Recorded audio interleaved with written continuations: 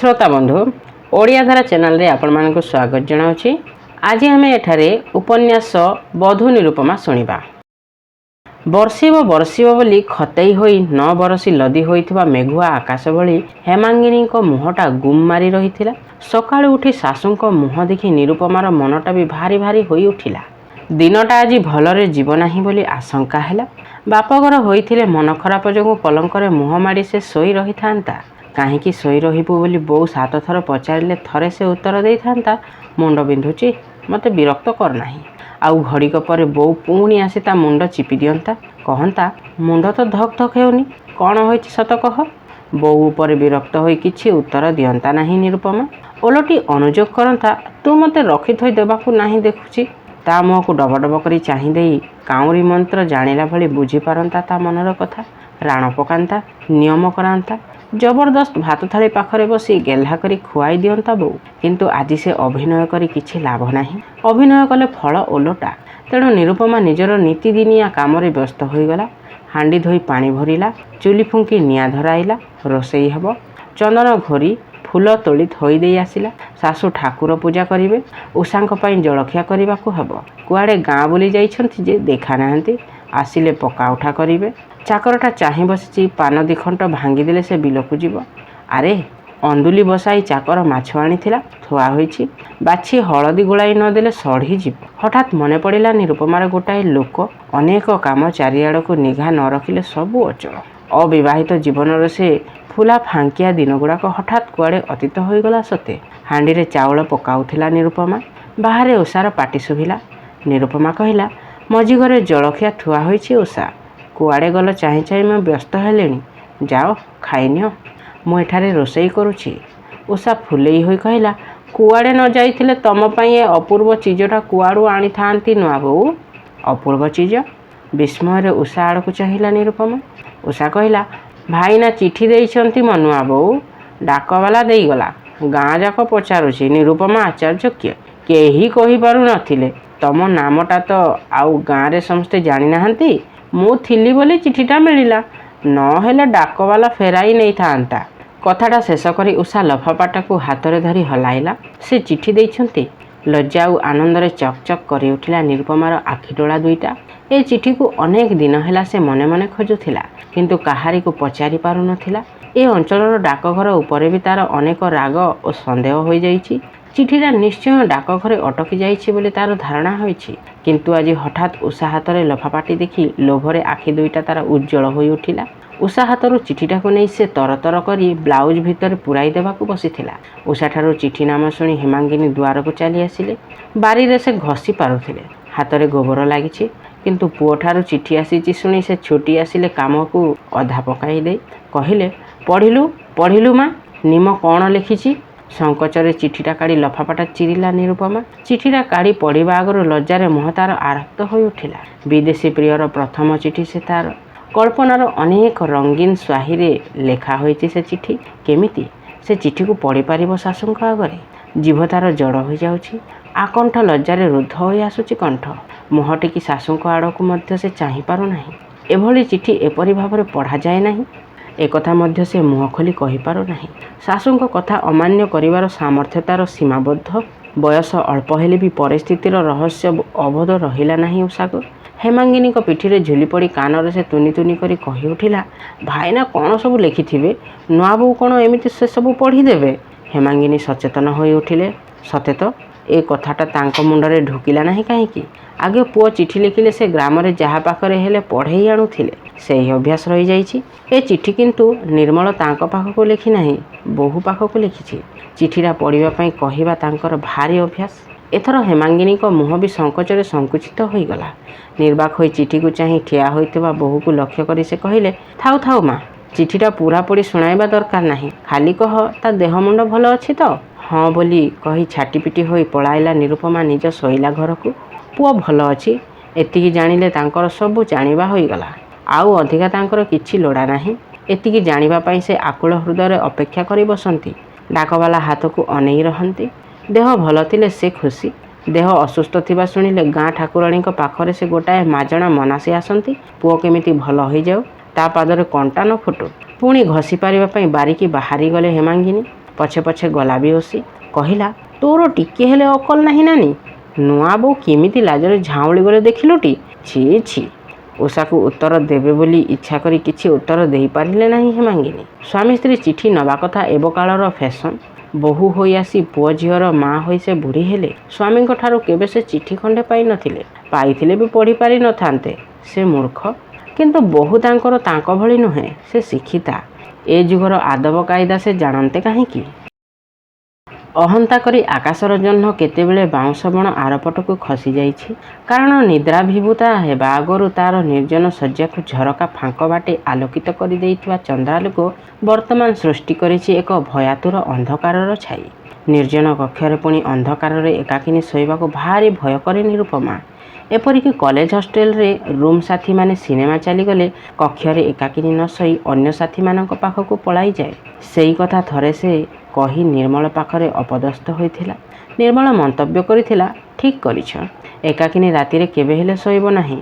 ତମର ଯେଉଁ ରାଜନନ୍ଦିନୀ ରୂପ, ଶ୍ମଶାନର ପ୍ରେତାତ୍ମା ଗୁଡ଼ାକଙ୍କର ବି ସୌନ୍ଦର୍ଯ୍ୟବୋଧ ଅଛି। ସେମାନେ ଶ୍ମଶାନକୁ ଶୂନ୍ୟ କରି ନିର୍ମଳକୁ ଆଉ କୁହାଇ ଦେଇନଥିଲା ନିରୁପମା। କୃତ୍ରିମ କ୍ରୋଧରେ ପାଦ କଚାଡ଼ି ନିର୍ମଳ ଛାତିରେ ମୁହଁ ଘଷିଥିଲା। କିନ୍ତୁ ନିର୍ମଳ ଯାହା କହିଥିଲା ସେ କଥା ତା'ର କାହିଁକି ଭାରି ସତ ବୋଲି ମନେ ହୋଇଥିଲା ସେଦିନ। ଶ୍ମଶାନର ଭୂତମାନଙ୍କୁ ତା'ର ଭୟ ନୁହେଁ, ଭୟ ତା'ର ରାସ୍ତାକଡ଼ର ରୋମିଓମାନଙ୍କୁ, କଲେଜ ହତାରେ ମୁହଁରେ ସ୍ନୋ ଭଳି ବୁଲୁଥିବା ଶୈତାନମାନଙ୍କୁ, ଯେଉଁମାନେ ତା' ନାମରେ ଅଯଥାରେ ଗଳ୍ପ କବିତା ଲେଖୁଥିଲେ, ତା' ପାଖକୁ ନିଜ ତରଫରୁ ବିଚିତ୍ର ବିଚିତ୍ର ଚିଠି ଲେଖୁଥିଲେ, ଫଟୋ ପଠାଉଥିଲେ, ଅପମାନ ଦେଲା ପରେ ବି ଶୁଭାକାଂକ୍ଷୀ ବୋଲି ପ୍ରାଣପାତ କରିବା ପାଇଁ ପତ୍ର ପଠାଉଥିଲେ। ଏକାକିନୀ ନିର୍ଜନରେ ଶୋଇଲେ ଏଇ ଶୈତାନ ଗୁଡ଼ାକ ତା'ର ସକଳ ଅନିଚ୍ଛା ସତ୍ତ୍ୱେ ଅଚେତନ ମନକୁ ଅବତରଣ କରି ଆସନ୍ତି। ଅଦ୍ଭୁତ ଅଦ୍ଭୁତ ସ୍ୱପ୍ନ ସବୁ ଦେଖେ ନିରୁପମା। ନିଦ ଭାଙ୍ଗିଗଲେ, ସ୍ୱପ୍ନ ତୁଟିଗଲେ ଭୟରେ ସେ ଜଡ଼ସଡ଼ ହୋଇଯାଏ, ଆତଙ୍କରେ ସେ ବିକଳ ହୁଏ।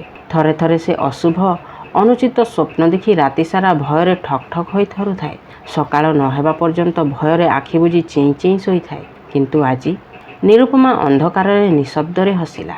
ଆଜିକାଲି ଜଣକା ଛଡ଼ା ଆଉ କାହାରି ପାଖରେ ଶୋଇବାକୁ ତାକୁ ଅଡ଼ୁଆ ଅଡ଼ୁଆ ଲାଗୁଛି। ଏଇ କେତେଦିନ ହେଲା ଉଷା ଶୋଉଥିଲା ତା' ପାଖରେ। ସକାଳୁ ଉଠି ପରିହାସରେ ତାକୁ ଅସ୍ଥିର କରି ପକାଇଲା। କହିଲା, ରାତିରେ କ'ଣ ବିଳିବିଳାଉଥିଲ କି ନୂଆ ବୋଉ? ମୋ ବେକଟାକୁ ଚାପି ଧରି ଭାଇନାଙ୍କ ନାମ କ'ଣ କହୁଥିଲ?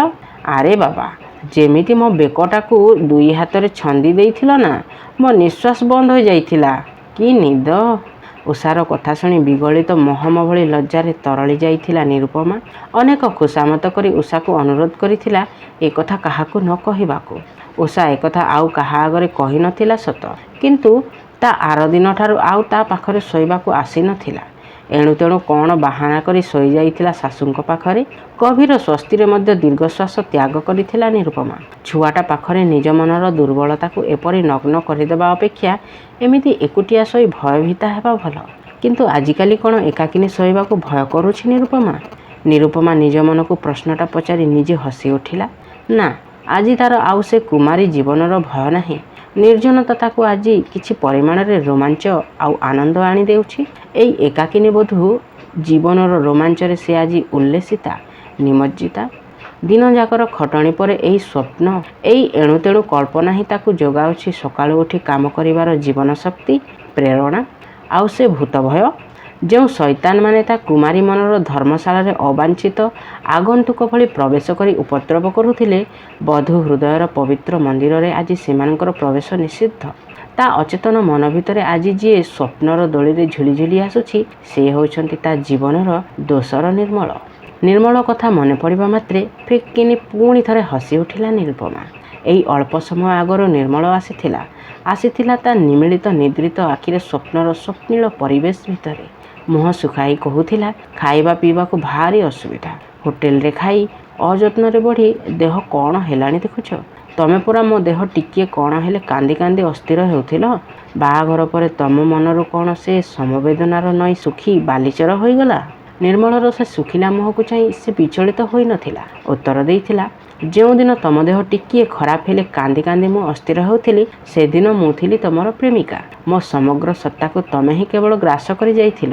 ତମେ ଓ ମୁଁ, ଆମ ଦୁଇ ଜଣଙ୍କୁ ଛାଡ଼ିଦେଲେ ଆମର ଆଉ କେହି ନଥିଲେ। କିନ୍ତୁ ଆଜି ପ୍ରେମିକା ନୁହେଁ, ବଧୂ, ଗୃହିଣୀ। ଘରଯାକର ବୋଝ ମୋ ମୁଣ୍ଡ ଉପରେ ଲଦା ହୋଇଛି। ମୋର କେବଳ ସ୍ୱାମୀ ନୁହନ୍ତି, ଏ ଗୃହରେ ଅଛନ୍ତି ମୋର ଶାଶୁ, ନଣନ୍ଦ, ଚାକର, ଗାଈ ଗୋରୁ ଏ ସମସ୍ତେ ମୋତେ ଚାହିଁ ବସିଛନ୍ତି। ତମକୁ ଅବହେଳା କଲେ ଆଜି ଚଳିବ, କିନ୍ତୁ ଏମାନଙ୍କୁ। ସ୍ୱପ୍ନର ସେ ଦୃଶ୍ୟପଟ ହଠାତ୍ ଆବର୍ତ୍ତିତ ହେଲା ନିରୁପମାର ଆଖିରେ। ତା ଆଗରେ କେବଳ ଭାସି ଉଠିଲା ନିର୍ମଳର ଅଭିମାନ ଭରା ମୁହଁ। ସ୍ୱପ୍ନ ଆଉ ମନେ ନାହିଁ, ମନେ ପଡ଼ୁନାହିଁ। ନିଦ ଅସମୟରେ ଭାଙ୍ଗିଗଲା। କିନ୍ତୁ ଚିଠି? ତକିଆ ତଳୁ ଚିଠିକୁ ଅନ୍ଧାରରେ କାଢ଼ି ଆଣି ଛାତିରେ ସେ ଚାପି ଧରିଲା। ସ୍କୁଲରେ ପଢ଼ୁଥିବା ଉପନ୍ୟାସ ବହି ପଢ଼ି ପ୍ରଥମ ପ୍ରେମ କରୁଥିବା ପ୍ରେମିକା ଭଳି ଶାଗୁଆ ଫରଗେଟ୍ ମି ନଟ୍ ପତ୍ରଲେଖା କାଗଜରେ ଚିଠି ଲେଖିଛି ନିର୍ମଳ। ଚିଠିରେ ବୋଧହୁଏ ସେଣ୍ଟ ପକାଇଛି। ମୃଦୁ ମଧୁର ଏକ ସୁରଭିରେ ଉତ୍ତେଜିତ ହୋଇଉଠୁଛି ଘ୍ରାଣେନ୍ଦ୍ରିୟ। ଛି, ଟିକିଏ ହେଲେ ଲଜ୍ଜାବୋଧ ନାହିଁ? ନିର୍ମଳ ପାଇଁ ମନେ ମନେ ଲଜ୍ଜିତ ହେଲା ନିରୁପମା। ଚିଠିର କଥାବସ୍ତୁକୁ ମନେ ପକାଇ ବି ଅନେକ ସମୟ ମନେ ମନେ ହସିଲା। ଛୋଟ ପିଲାଙ୍କ ଭଳି ଅନୁଯୋଗ କରି ନିର୍ମଳ ଲେଖିଛି, ସେ ତା ପାଖକୁ ନ ଗଲେ ଚଳିବା ପାଇଁ ଭାରି ଅସୁବିଧା ହେଉଛି। ଦେହ ଏଥିମଧ୍ୟରେ ଅନେକ ଥର ଖରାପ ହେଲାଣି। ହୋଟେଲରେ ବେଳେବେଳେ ଖାଉଛି, ଅନ୍ୟବେଳେ ହାତରେ ରୋଷେଇ। ଫଳରେ କାମ କରିବାର ପ୍ରବୃତ୍ତି ଲୋପ ପାଇଗଲାଣି। ଏଥରକ ଆସି ସେ ତାକୁ ନିଜ ପାଖକୁ ନେଇଯିବ। ସେ କଥା ବୋଉକୁ କହି ରଖିବା ଭଲ। ବୋଉକୁ ଗ୍ରାମ ଛାଡ଼ି ସେ ସହରକୁ ଯିବା କଥା କହିବ। ଗାଁ ଲୋକେ ଦାନ୍ତ ଚିପି ଚିପି ହସିବେ। କହିବେ, ବଣ ଚଢ଼େଇକୁ ଯେତେ ଦୁଧ ଭାତ ଦେଇ ସୁନା ପିଞ୍ଜରାରେ ରଖିଲେ ସେ ରହିବ କି ନିମ ବୋଉ? କଟକି ଛଟକି ପାଠୋଇ ବୋଉ ଏ ଗାଁରେ ରହନ୍ତା ବୋଲି ମନରେ ତମେ ପରତେ କରୁଛ। ଗାଁ ଲୋକଙ୍କର ଏ କଥାକୁ ଅବଶ୍ୟ ନିରୁପମାର ଭୟ ନାହିଁ।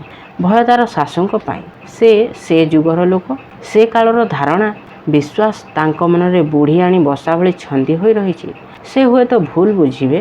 ଖାଲି ଭୁଲ ବୁଝିବା ନ ବୁଝିବା ନୁହେଁ। ନିରୁପମା ପୁଣି ଭାବିଲା, ବୁଢ଼ୀ ଦିନେ ସେବା ବି ଟିକିଏ ପାଇବେ ନାହିଁ। ଅଧର୍ମ ହେବ, ଅମଙ୍ଗଳ ହେବ ପରିବାରର। ନା, ସେ ଯିବ ନାହିଁ। କିନ୍ତୁ ସତରେ ଯଦି ସେ ହଇରାଣ ହେଉଥାନ୍ତି ବିଦେଶରେ? ମିଛ, ଏକାବେଳକେ ମିଛ। ପାଖରେ ପିଅ ନଥିବ, ରୋଷେଇରେ ଅସୁବିଧା କ'ଣ? ହାତରେ ସେ ରୋଷେଇ କରୁଛନ୍ତି। ପୂଜାରୀ ରଖିବାକୁ କ'ଣ ଟଙ୍କା ନାହିଁ? ହୋଟେଲରେ ଖାଇ ଦେହ ଖରାପ ହେଉଛି। ହୋଟେଲ ଖିଆ ତ ଆଜି ନୁହେଁ, କଲେଜ ଜୀବନରେ ଅଧେ ଦିନେ ହୋଟେଲରେ କଟିଛି। ଏସବୁ ଫିସାଦି ଛଳନା। ତାକୁ ନିଜ ପାଖକୁ ଟାଣିବାର ଫିକର। ନିରୁପମା ମନେ ମନେ କଳ୍ପନା କଲା। ଖାଇବାର ଅସୁବିଧା ପାଇଁ ନୁହେଁ, ଆଉ କିଛି ଅଧିକା ପାଇବାର ଲୋଭରେ ହୁଏତ ସେ ଛଟପଟ ହେଉଛନ୍ତି। ଆଉ ଟିକିଏ ଅଧିକ ସ୍ନେହ, ଅଧିକ ସାନ୍ନିଧ୍ୟ। ସେଥିପାଇଁ କ'ଣ ତା ନିଜ ମନ ଛଟପଟ ହେଉନାହିଁ? ନିଜ ପ୍ରାଣର ସେ ବ୍ୟାକୁଳ ବକ୍ତବ୍ୟ ଶୁଣିବା ପାଇଁ କାନ ଡେରିଲା ନିରୁପମା। ହୃଦୟର ଯେଉଁ ନିଭୃତ ଯନ୍ତ୍ରୀରେ, ମନର କେଉଁ ସୁଦୂର ଶୂନ୍ୟସ୍ଥାନରେ ବନ୍ଧୁ ବିଚ୍ଛେଦର ଦୁଃଖ ରହି ରହି ପିପାସା ଚକୋରୀ ଭଳି ବାହୁନୁଛି। ଚାହୁଁଛି ଟିକିଏ ନିବିଡ଼ ସ୍ପର୍ଶରେ ସୂର୍ଯ୍ୟାଲୋକ। କିନ୍ତୁ ମନ ଚକୋରୀର ତୃଷ୍ଣା ନିବାରଣ ପାଇଁ କ'ଣ ରାତ୍ରିର ଅନ୍ଧକାରରେ ସୂର୍ଯ୍ୟ ଉଇଁବ? ନିରୁପମା କର ଲେଉଟାଇ ଶୋଇଲା। ଜହ୍ନ ଆକାଶରେ ସମ୍ପୂର୍ଣ୍ଣ ବୁଡ଼ି ଯାଇଛି। ଚନ୍ଦ୍ରିକା ନାହିଁ, ଚନ୍ଦ୍ର ବି ନାହିଁ। ଚତୁର୍ଦିଗ ଘେରି ରହିଛି କେବଳ ନିସ୍ତବ୍ଧ ଅନ୍ଧକାର। ପାଖରେ ପଡ଼ିଥିବା ମାଣ୍ଡିଟାକୁ ବୁକୁରେ ଚାପି ଧରି ନିରୁପମା ଶୋଇବାର ଉଦ୍ୟମ କଲା। ମନେ ମନେ ଭଗବାନଙ୍କୁ ପ୍ରାର୍ଥନା କଲା, ହେ ଈଶ୍ୱର, ତାଙ୍କ ଦେହ ଭଲ ଥାଉ। ଏ ଚିଠିର କଥା ସତ ନ ହେଉ। ମୁଁ ନାରୀ, ଅବଳା। ମୁଁ କ'ଣ କରିପାରିବି? ତମେ ହିଁ ଭରସା। ଶାଶୁଙ୍କ ରାଧାମାଧବ ଯୁଗଳ ମୂର୍ତ୍ତିର ଛବି ତା ଆଖି ଆଗରେ ଭାସି ଉଠିଲା।